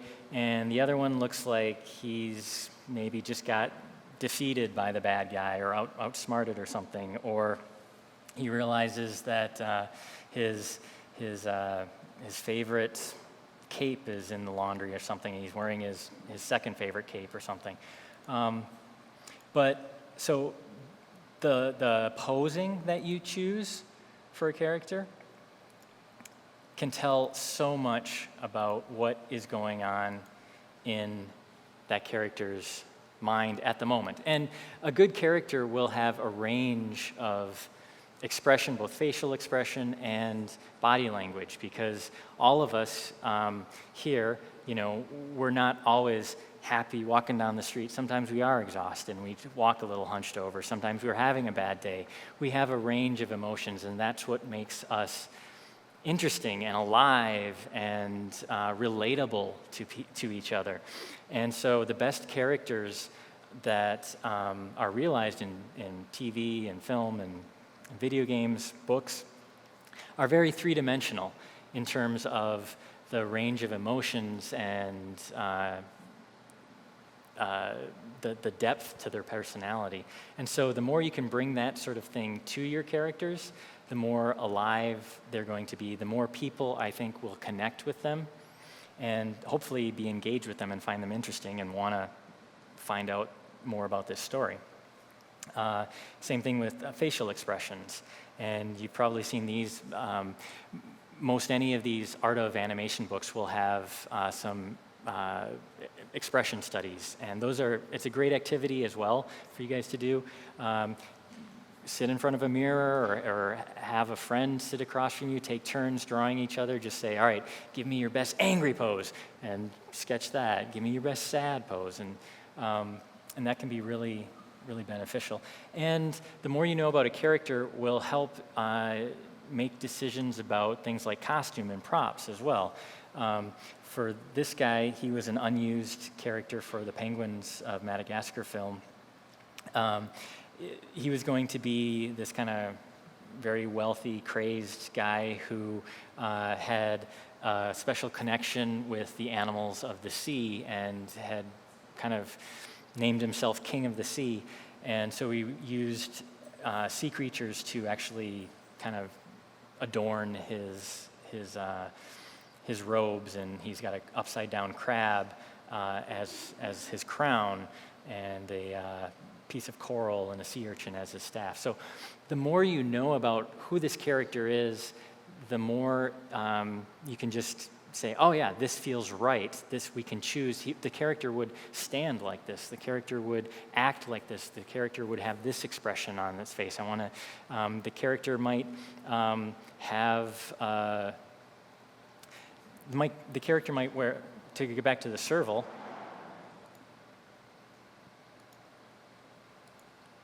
You know, the more we know about this character could dictate the design of the surfboard, for example. If he is a Gnomon student, you know, perhaps he has adorned his, and I don't know the Gnomon logo offhand, but it's a G or something, right? You know, maybe there's a Gnomon sticker on it.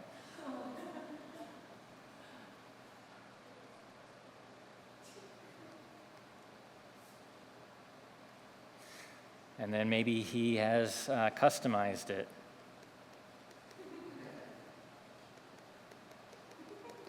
You know, not that it has to be that, but hopefully you would have a chance to put a little bit more thought into it. But what is the surfboard that would fit with this character? And does this character, you know, have a wetsuit, or is he on his way to the beach? And so maybe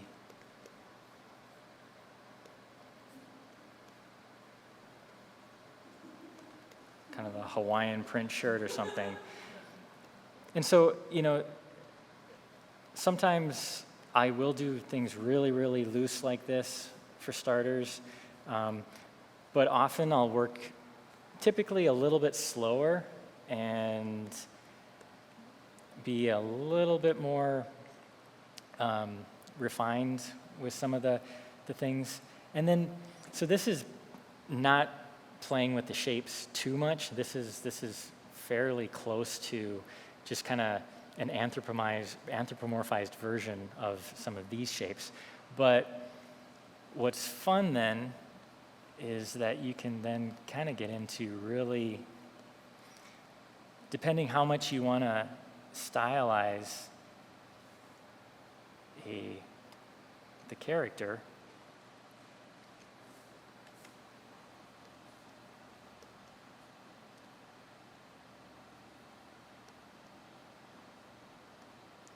you know, maybe we could give him a big long neck or something. It might start to take it too much, distort it too much, and so then it's like not reading as a civet. And that would be kind of exploring, and I like to try and break the design and go too far, and then because then you can always kind of come back to it. You can cross the line, you can always come back, especially if it's just you and the sketchbook.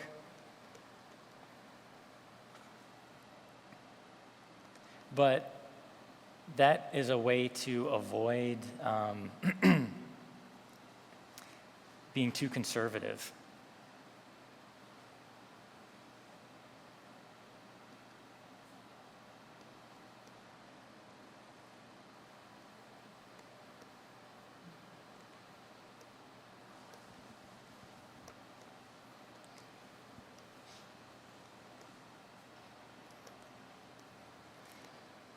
But once you've kind of identified some of the basic shapes, then you can really kind of push and pull and distort them, try putting them in different positions, and come up with a variety of different characters in a relatively quick fashion.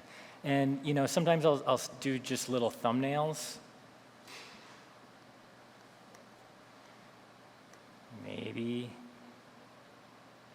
he hasn't had time to exercise much during all his studying. And so he's put on a couple extra pounds or something, or maybe he has been exercising when he should have been studying. You know, this is a quick way to just get a whole bunch of different ideas out very, very quickly. And there's basically kind of two types of thumbnails that I'll do sometimes. These, which I call intentional. And then I do something called confrontational thumbnails, where it's just kind of starting with a squiggle or a shape or something, kind of like these squiggle exercises. And normally when I do the squiggle exercises, I don't give myself any direction as to what this has to be. But with the confrontational thumbnails, it's you draw a squiggle, now make that into your Civet character. And might require taking a look for a little bit. And there's really kind of no right or wrong way to do that here, but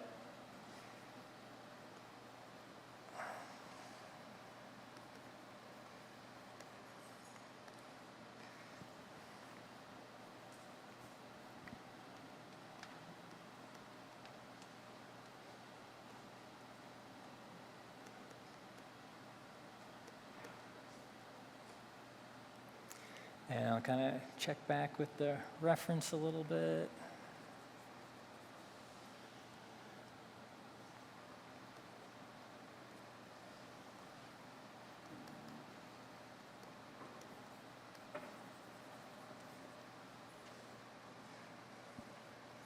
All right, so, and I just used that squiggle as inspiration for the head.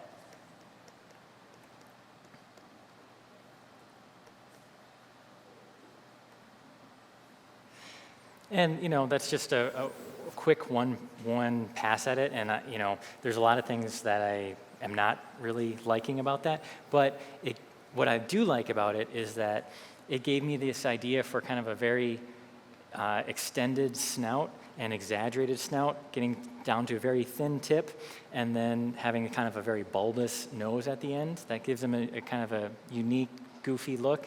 And then just seeing this part of the squiggle made me think, oh, what if we, you know, drooped his ears down? That could also help convey the feeling of exhaustion. And so I don't know that I would have necessarily come up with some of those possibilities had I not seen that. I might have, but it can be a nice way to just, again, kind of push yourself and just kind of quickly explore some things, see what can happen, and then you can take the discoveries here combined with the shape breakdown and looking at the reference material and kind of combine them, refine them.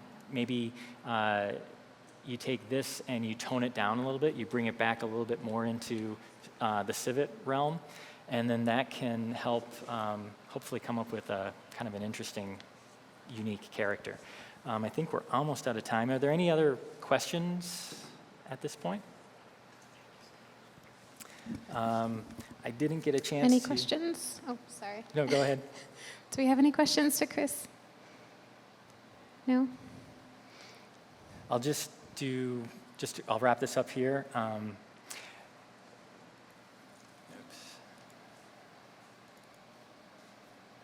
We had a couple questions online. There were a couple of viewers are asking if you've ever been tempted to trace an animal to get like a sketch going. Would you ever do that? Is that something you would do or recommend? Sure. Yeah? Sure, yeah. Okay. That can be a great way. And actually, if I had done a prepared demo, then I would have probably had a photograph loaded on the computer.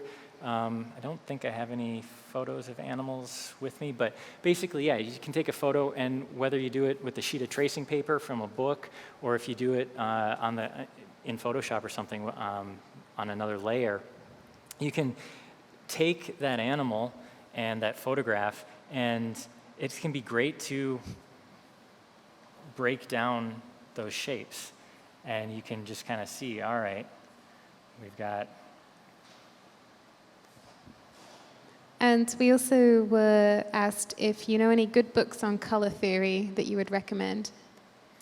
Color theory. That's for the color theory workshop, which you're having next week, right? Let's see what. There's a good website resource that I have come across recently. It's called Paleton, I believe. It's not really gonna. Let's see. I think that might be how it's spelled. It might, something close to that. Anyway, it's a color picking system, and it will. You can select your initial color, and then it will automatically provide you with some complementary colors or secondary, tertiary colors. And there's different color systems if you want like a 2-color system, if you want a 3-color system, and it will give you different shades and saturation, and you can just kind of play with it. And that's been a lot of fun recently for kind of coming up with harmonious color palettes. It's not going to tell you how to necessarily, but it can be good to kind of play around with that. Cool. There is a new book. I haven't seen it yet. I think it was just published or it's coming out soon. It's and I don't know the exact title of it, but it's basically the color of Pixar or something. And I think it's going to be a kind of a small book, and I believe it's just images, frames from their catalog of films, and in a range of colors. And so you can see how Pixar uses color for cinematic effect, for storytelling effect, because color can really be an important tool to helping you tell your story. It can help convey emotion. On a particular character, the color of their clothes, the color of their fur, all of those things can help. You shouldn't just make those choices arbitrarily. As much as you can, think about who you know this character to be, and is this character a very kind of loud, boisterous person? Would this character wear a Hawaiian print shirt? Or would this character wear an all-black shirt, perhaps? So think about kind of what fits, and think about some of your friends and classmates and teachers and stuff, and think about their personality and the types of clothes that they wear. Not to make you guys self-conscious or anything, but because we all kind of make choices based on our personal likes and dislikes and kind of who we are. It's a reflection of who we are, how we dress, how we walk, the kind of car we drive, the way we keep our room and our house.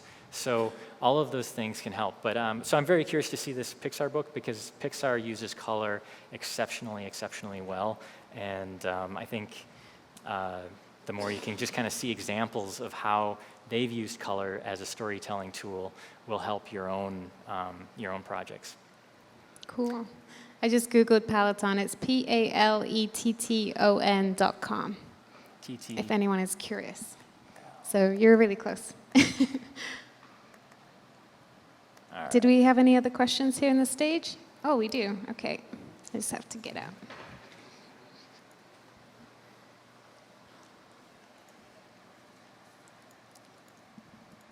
Hi. Hi. Over here. Okay, yes, hello. It's mostly a question about how you churn out work. How long does it take, and do you have a backlog of drawings that you choose to finish a day, or do you start and finish that very same day? So for like the daily zoo?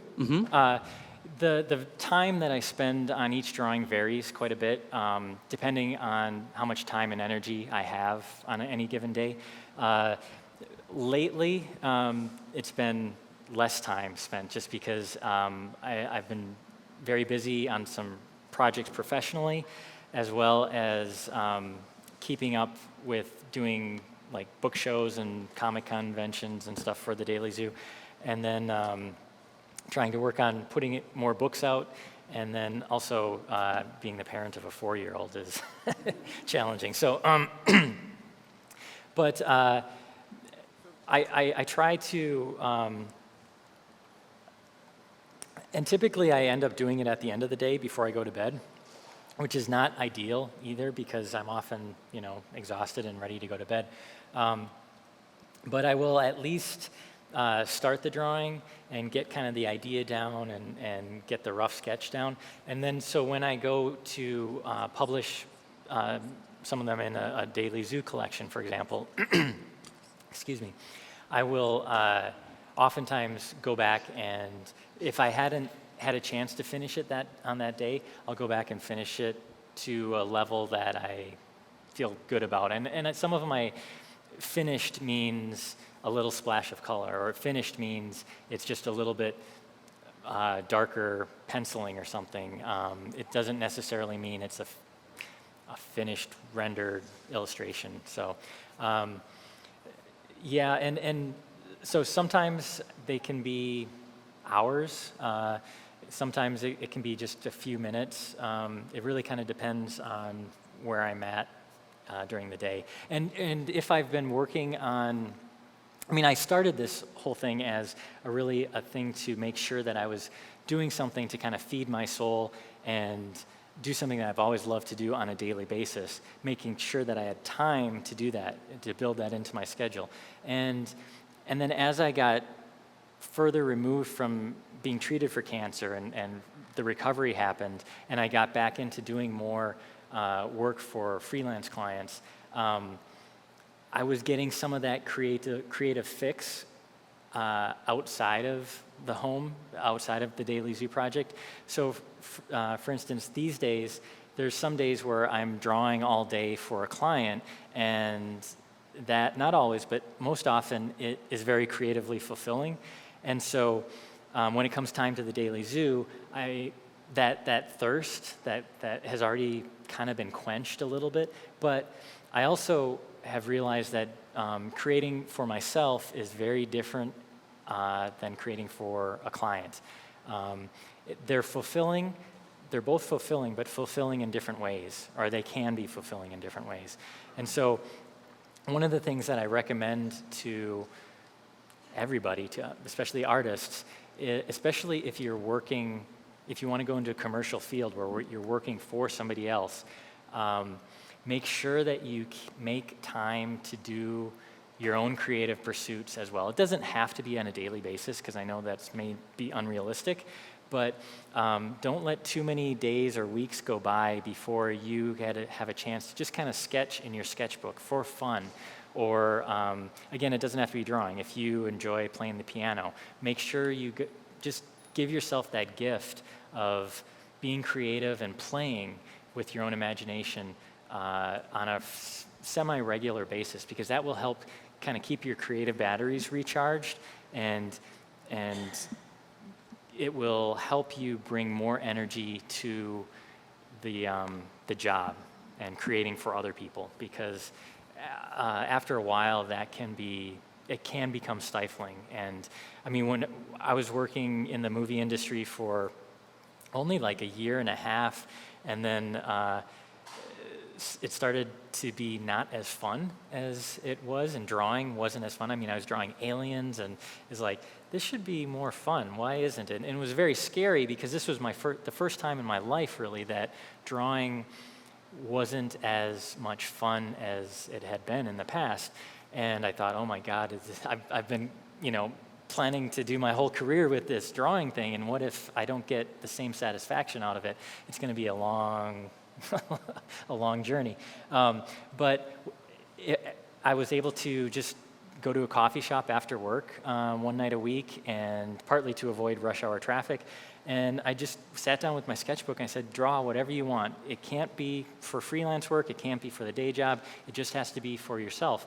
And I did that, and it's like, oh, this is fun. And I started doing that a couple times a week, and it kind of just, it renewed myself. It renewed my creativity, and then it made it the work, drawing aliens, which should be fun. It made that a lot more fun again, because I was able to kind of creatively express myself, not only for the client, but then also for myself as well. Just one other quick thing I was going to talk about in terms of knowing your character, trying to get inside the head of your character. We didn't have time for this, unfortunately, today, but one of the things that I will do with a character is try to act them out sometimes. And certainly in my mind, but sometimes I'll get in front of the mirror and I'll start to act it out. And are any of you guys animation students? Okay, so it's especially important for you, but even designers too, as character designers. You guys you're acting. You're going to be, you may not be the ones being seen on camera, but you are giving the performance to these characters. So the more that you can, if you're having to animate an exhausted surfing civet, get up and start to act about that and imagine. Ideally, watch some footage of servals, either go see one live, that would be the preferable, or watch some video at the very least, and to kind of study how they move. And then if you're doing it as an anthropomorphic civet, then try to translate some of those movements into combining them with yourself. And I haven't watched the civet recently, so I don't exactly know what I could pull, but they're in the trees and they're very agile and they've got that long torso. But if we're going to be imagine how would you be if you're exhausted and stuff. The shoulders kind of come down, you're not standing up as erect, you're just kind of more tired. The legs might sag a little bit, the arms kind of drop down, your head kind of comes down like this. And then just start to play around and become this character, and finals, I'm so glad they're done, or I can't believe I still have more finals to do. And it may sound silly, but it can inform a lot, because then you just kind of get that feeling. You start to feel how it feels to have those shoulders start to cave in, and I think that will inform you even on a subconscious level when you start to animate it and when you start to draw it. And so reference material is awesome, and I highly recommend using it. Sometimes it's hard to find the specific reference material that you need, so make your own. I was commissioned to do a caricature of the Lost cast a few years ago, and I didn't have the poses. I had photographic reference of the characters, but then I was creating the poses in my head, and to make this all work, and I wanted it to be fairly realistic, stylized, caricatured, but I wanted to try and get some of the wrinkles of the clothes to be a little bit more accurate and not just rely on drawing them from my imagination. So I went out and set up in front of the apartment and set up the poses, and just to try and get the basic, the posing down, some of the wrinkles. I employed my wife to do it too. And using basic props, it didn't have to be exact, but just an approximation to kind of help inform some of what you're doing, and with hands and everything. So it's great to have a mirror on your desk or easily accessible to be able to do this stuff like this. Right, one more thing. Sorry, we're running over. I'm eating into your lunchtime here.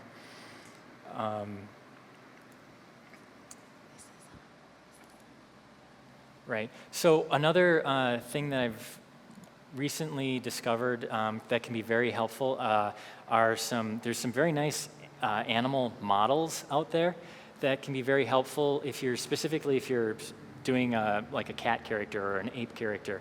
This guy, Jun Huang, he's Jun's Anatomy. Some really beautiful. They're pricey, but in my mind, they're worth every penny. But even, there's photographs on his website you can take a look at, and they can be very helpful. But as far as like posing your character and making your own reference material, these things, I've just found them within the last month. There's some posable artists' mannequins. They're called the Body Kun and Body Chan. And there's also some different brands too, that there's various ones out there like that. But They're very articulated. You can pose them into really whatever pose you want. You can take photographs of them. You can light them the way you want, and you can use those as reference material for whatever you're doing. And I've used these for posing animal characters as well. It's obviously human anatomy, but then you can make then you just kind of take the shape breakdown that you've done from your studying of the animals and apply that to the human anatomy and kind of find the in-between. So, yeah. I know, I'm sorry. Thank you. Yeah, awesome. Thank you so much. Round of applause.